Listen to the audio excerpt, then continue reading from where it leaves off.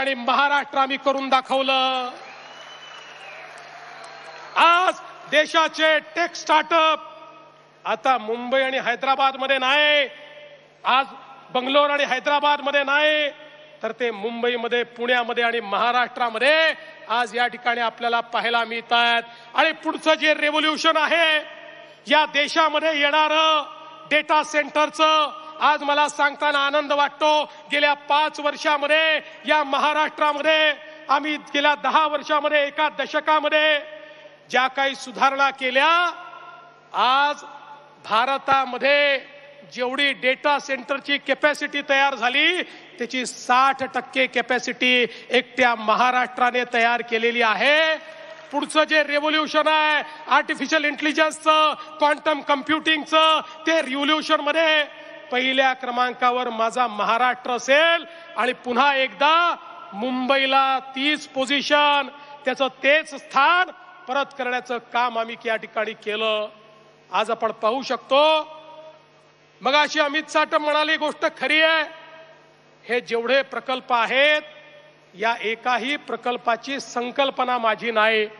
हे सगळे प्रकल्प 30 वर्ष 40 वर्षापूर्वी संकल्पित झाले, पण दुर्दैवाने ज्यांच्या हाती सत्ता होती त्यांना स्वप्नही बघता येत नव्हते आणि स्वप्न पूर्ण तर करताच येत नव्हते, त्यामुळे यातलं एकही काम ते पूर्ण करू शकले नाहीत।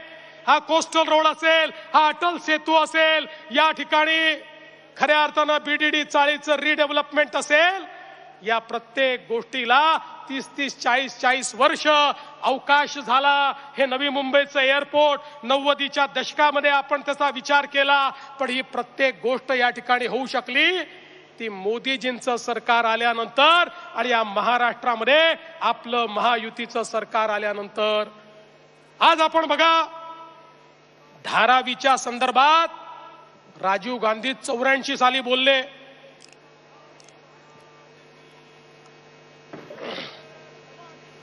निवडणुकीत पाणी पाजायचं म्हणून थोडं पिऊन घेतो।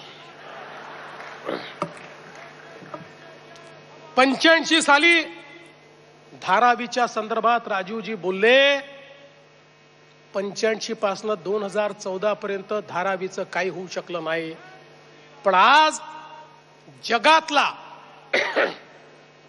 जगातला सगळ्यात मोठा स्लम रिडेव्हलपमेंटचा प्रोजेक्ट हा धारावीचा प्रोजेक्ट आता सुरू झालेला आहे।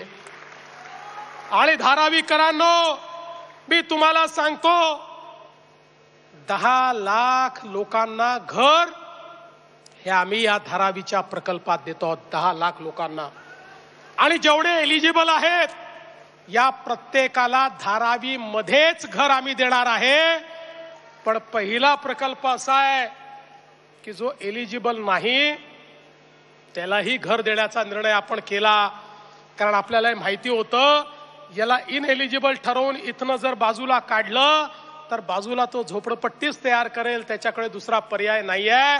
त्यामुळे प्रत्येकाला घर देणारा, आणि हे करत असताना आम्ही विचार केला की धारावी ही केवळ एक निवासी वस्ती नाहीये, एक इकॉनॉमिक पॉवर हाऊस आहे।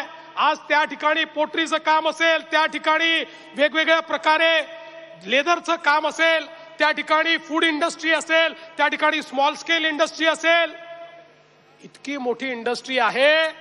अरे तुम्हाला जे पाहिजे ते त्या ठिकाणी बनवून मिळतं, अशा प्रकारची धारावी आहे। अशा प्रकारचे त्या ठिकाणी कलाकार लोक राहतात, अशा प्रकारचे कारीगर राहतात, आणि म्हणून निर्णय केला की या धारावीतली ही जी इंडस्ट्री आहे ही पण बाहेर जाणार नाही। धारावीच्या इंडस्ट्रीला धारावीमध्येच आम्ही जागा दिली, चांगल्या पद्धतीनं त्यांना या ठिकाणी अनऑर्गनाइज सेक्टरमधनं ऑर्गनाइज सेक्टरमध्ये आणलं, आणि 5 वर्षाकरता सर्व प्रकारचे टॅक्सेस हे आम्ही त्या ठिकाणी माफ करून टाकले। त्यामुळे पुढच्या काळामध्ये धारावीमध्ये एक मोठी इंडस्ट्री आपल्याला तयार झालेली दिसेल। सामान्य माणसाच्या जीवनामध्ये परिवर्तन घडवण्याचं काम आम्ही केलं। आज आपण पाहू शकतो या ठिकाणी मेट्रोचं जाळं आपण तयार केलं, 15 वर्षात 11 किलोमीटर आणि 10 वर्षामध्ये 354 किलोमीटर हा फरक आहे। हे परिवर्तन आपल्याला पाहायला मिळत आहे। आणि आता 30 तारखेला माननीय मोदी साहेब ज्यावेळी अंडरग्राऊंड मेट्रो जी आहे ती आपल्या कफ परेड पासून सुरू करतील, ती देखील एशियातली सगळ्यात मोठी सिंगल लाईन असणार आहे अंडरग्राऊंडची। आपण कनेक्टिव्हिटीचा विचार करा, आपण कोस्टल रोड केला, आता आपण बांद्र्यावरनं वर्सोव्याचा रोड करतोय, वर्सोव्यापासनं भाईंदर पर्यंत आपण रोड करतोय, भाईंदरच्या उत्तरपासनं विरार पर्यंत रोड आपण करतोय। म्हणजे मुंबईकरांकरता हे का महत्वाचं आहे तर मुंबईची 60% मुंबईचं ट्रॅफिक हे वेस्टर्न एक्सप्रेसवेवरनं जातं 60%, आणि या वेस्टर्न एक्सप्रेसवेला पर्यायी कोस्टल रोड हा पूर्ण भाईंदर पर्यंत आणि मग पलीकडे आपण वसई विरार पर्यंत तो देतो आहोत। त्यामुळे मुंबईचं जे स्वप्न आपण बघितलेलं आहे की मुंबईतल्या कुठल्याही भागातनं कुठल्याही भागात जायचं असेल तरी 59 मिनिटाच्या आत व्यक्ती पोहोचला पाहिजे, अशा प्रकारचं मुंबईचं अर्बन प्लॅनिंग हे आपण या ठिकाणी केलेलं आहे। मुंबईकरांचं अर्ध आयुष्य हे रस्त्यावर जातं नाही तर ट्रेनमध्ये जातं, त्याला कुठेतरी चांगल्या प्रकारे सुविधा मिळाल्या पाहिजेत, हा आपला प्रयत्न आहे। आज आपण जे बोगदे तयार करतोय, ईस्ट वेस्ट कनेक्टिव्हिटीचे आपले बोगदे असतील की ज्याच्यातनं आपल्याला कल्पना आहे की ठाण्यापासनं तर अगदी बोरीवलीपर्यंत बोगद्यातनं आपल्याला येता येईल। 1.5 तासाचा जो प्रवास आहे हा प्रवास 20 मिनिटाचा प्रवास आपण त्या ठिकाणी करणार आहोत। असे अनेक कार्यक्रम आपण हातामध्ये घेतलेले आहेत। या मुंबईच्या सामान्य माणसाच्या जीवनामध्ये एक कनेक्टिव्हिटी ही आपण त्या ठिकाणी देतो। मुंबईची जी आपली सबर्बन रेल्वे आपली लोकल आहे, मी मोदी सरकारचे आभार मानेन। या लोकलच्या दरवाजातनं पडून कित्येक लोक मरायची आणि दरवेळेस चर्चा व्हायची की याच्यावर काय उपाय आहे, पण उपाय होत नव्हता।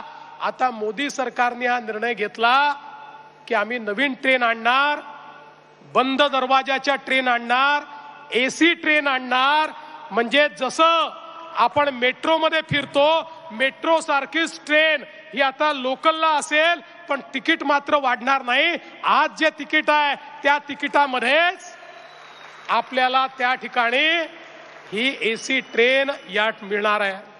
बंधू भगिनींनो, आपण आज MMR रिजन मध्ये 3री मुंबई करतोय, वसई विरारकडे 4थी मुंबई करतोय, या मुंबईला अफोर्डेबल करण्याचा प्रयत्न करतोय। वाढवण सारखं बंदर झाल्यानंतर पुढचे 100 वर्ष या महाराष्ट्राला आणि मुंबईला एक मॅरीटाईम ताकद म्हणून कोणी आपला मुकाबला करू शकणार नाही, अशा प्रकारचं जगातलं पहिल्या 10 बंदरातलं बंदर हे आपण वाढवणमध्ये या ठिकाणी तयार करतो। एक प्रकारे वी आर रिइमॅजिनिंग मुंबई। आम्ही मुंबई रिइमॅजिन करतोय आणि काही लोक फक्त खुर्ची रिइमॅजिन करतायत। जे खुर्ची रिइमॅजिन करतायत त्यांना सांगू देऊ इच्छितो